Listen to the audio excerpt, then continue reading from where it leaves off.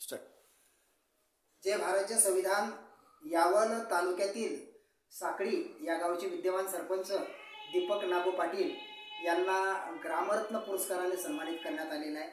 आणि अतिशय सोज्वळ, मनमिळावू आणि एक नवीन तरुण उमद असं व्यक्तिमत्व दीपक भाऊंचं आहे. ते प्रत्यक्ष आपल्या स्टुडिओमध्ये उपस्थित आहेत.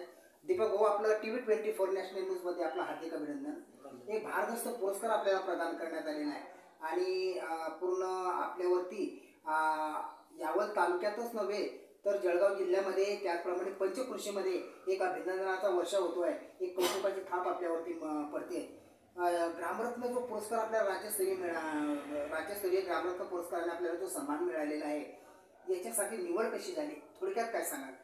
या पुरस्कारासाठी अखिल भारतीय सरपंच परिषदेचे अध्यक्ष माननीय जयंतरावजी पाटील साहेब यांनी आमच्या सरपंचाकडून प्रस्ताव मागवले होते.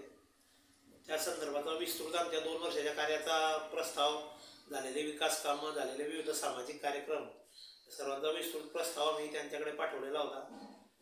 त्यानंतर त्यांनी 9 तारखेला मला पत्र पाठवलं, तुमची या पुरस्कारासाठी निवड झालेली आहे, तरी तुम्ही 2 दिवस सरपंच परिषदेला लोणावळा येथे उपस्थित राहून हा पुरस्कार स्वीकारावा.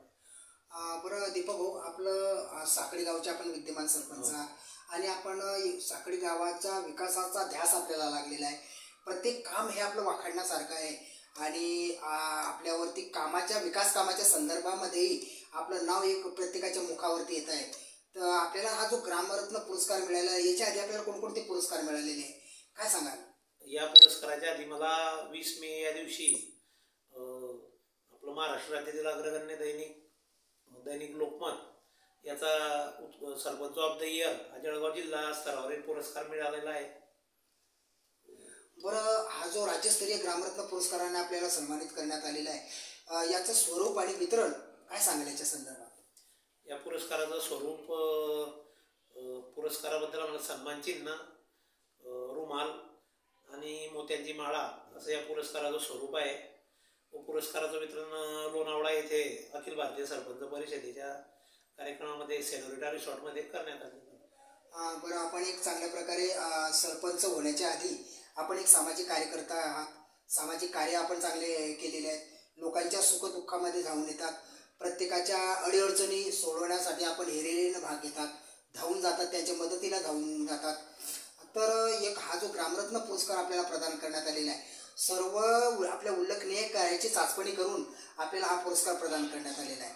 या पुरस्काराच्या माध्यमातून आपलं फ्युचरमध्ये व्हिजन काय राहणार आहे, मानस काय राहणार आहे, काय सांगाल? हा पुरस्कार मिळाल्यामुळे आता आम्हाला जो लोकसेवेचा आम्ही काम करतोय ग्रामपंचायतीच्या माध्यमातून, विविध याच्या माध्यमातून, ते करण्याचा हुरूप आमचा जास्त वाढलेला आहे.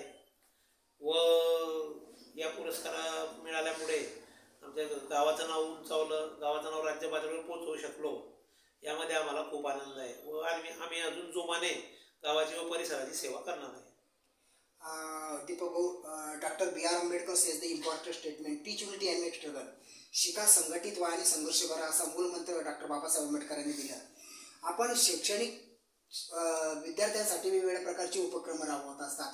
शालेय उपयोगी वस्तू वगैरे, जे काही पेन वगैरे, काही वह्या वाटप वगैरे, आपण चांगल्या प्रकारच्या उपक्रम या ठिकाणी राबवलेले आहे. आणि आपलं स्ट्रीम, आपलं लक्ष शैक्षणिक कामामध्ये जास्त म्हणजे केंद्रित आहे. तर आपण कोणकोणती कामं केलेली आहेत, काय सांगाल आपण?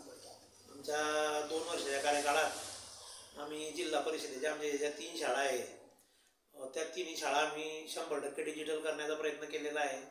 ग्रामपंचायतीच्या माध्यमातून, काही गावातील देणगीदात्यांच्या माध्यमातून, काही बँका वगैरे यांच्या माध्यमातून, CSR फंडातून आम्ही साहित्य मिळवलेलं आहे. आता नुकतं जिल्हा परिषद मराठी शाळेला बाला पेंटिंगचं आमचं काम ग्रामपंचायती माध्यमातून सुरू आहे. विद्यार्थ्यांना दप्तर वाटप केलेलं आहे. लोकसहभागातून आम्ही सर्व जुने दाखले लॅमिनेशन करून घेण्याचं काम सध्या आमचं चालू आहे. जिल्हा परिषद उर्दू शाळेला सुद्धा संरक्षण भिंतीचं बांधकाम चालू आहे. आणि ज्या सुविधा लागतील जिल्हा परिषद मराठी शाळांना, त्या सर्व ग्रामपंचायतीकडून जास्तीत जास्त तरतूद करून पुरवण्याचा आमचा मानस आहे. व ग्रामपंचायती व्यतिरिक्त सुद्धा आम्हाला आता आम्ही माजी विद्यार्थ्यांचा स्नेह मेळावा घेतला, त्यामध्ये जवळपास 71,000 रुपये आमचे लोकसभातून जमा झालेले आहे. म्हणजे एक चांगल्या प्रकारचं वेगवेगळा आपले जे काम आहेत ते वाखाणण्यासारखे आहेत. आणि एक म्हटलं जातं की प्रवाहाच्या दिशेने कोणी धावतं, पण प्रवाहाच्या विरुद्ध दिशेनं जर धावलं तर त्याचं अस्तित्व राहतं आणि एक त्याचं प्रत्येक काम हे वाखाणण्यासारखं असतं आणि प्रत्येकाच्या मुखावर त्याचं नाव असतं. तशाच प्रकारे आपण प्रत्यक्षात कृती केलेली आहे आणि या ठिकाणी नागरिक आपलं मुखामध्ये चांगल्या प्रकारे नाव घेतात आणि एक आपलं कामं तसं बोलतंय. आपण एक जे विकास कामाच्या बाबतीमध्ये एक विकास गंगा म्हणून या ठिकाणी साखळी गावामध्ये आणलेली आहे. बरं दीपक भाऊ, एक महत्त्वाचं की आपण जे ग्रामरत्न जो पुरस्कार आपल्याला प्रदान करण्यात आलेला आहे, एक राज्यस्तरीय पुरस्कारासाठी आपली जी वर्णी लागलेली आहे, या पुरस्काराच्या माध्यमातून सोसायटीमध्ये समाजामध्ये काय संदेश देऊ इच्छिता, काय सांगाल?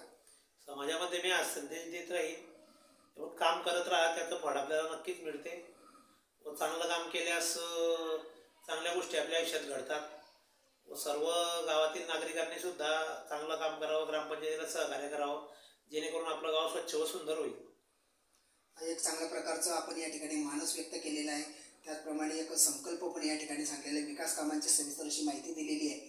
अजून एक प्रश्न मी शेवटचा आपल्याला विचारू इच्छितो की एक आपलं एक नवउमदं व्यक्तिमत्व आपण आहात, आपण प्रत्येकाच्या सुखदुःखामध्ये धावून येतात.